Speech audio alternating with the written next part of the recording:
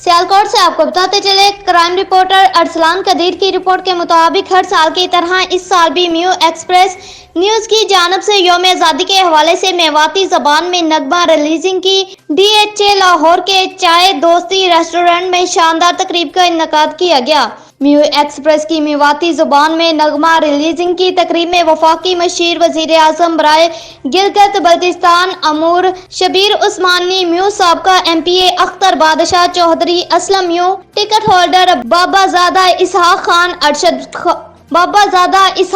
अरशद खान म्यू, नायब सदर city press club Umar Ishaq म्यू कराची, अदनान खान म्यू साबका चेयरमैन म्यू स्टूडेंट्स इत्तेहाद और पाकिस्तान मेवाती कौमी तहरीक के जिले सदूर समेत इलाका भर से सियासी, समाजी और सहाफी बरादरी की कसीर तादाद ने शिरकत की। जबकि इस मौका पर मुकर्रिरीन ने तकरीब में आए हुए मेहमानों से खिताब भी किया और खिताब के दौरान म्यू एक्सप्रेस न्यूज और मेवाती कौम की मुल्क पाकिस्तान के लिए खिदमत को सराहा। मजीद उनका कहना था कि हर साल 14 अगस्त हमें अपने बुजुर्गों की कुर्बानियों की याद दिलाता है। आज हम अपने बुजुर्गों की वजह से एक आज़ाद मुल्क में रह रहे हैं और जिस तरह हमारे बुजुर्गों ने पाकिस्तान बनाने के लिए मेहनत की, हमें भी इस मुल्क की तरक्की के लिए दिन रात मेहनत करने की जरूरत है। और आखिर में चेयरमैन म्यू एक्सप्रेस न्यूज और CEO चौधरी अमजद म्यू की जानब से हाफिज जाफर ज़िया म्यू की आवाज में मेवाती जबान में न्यू नगमा पेश किया गया, जिसको सुनकर तमाम मेहमान ने न सिर्फ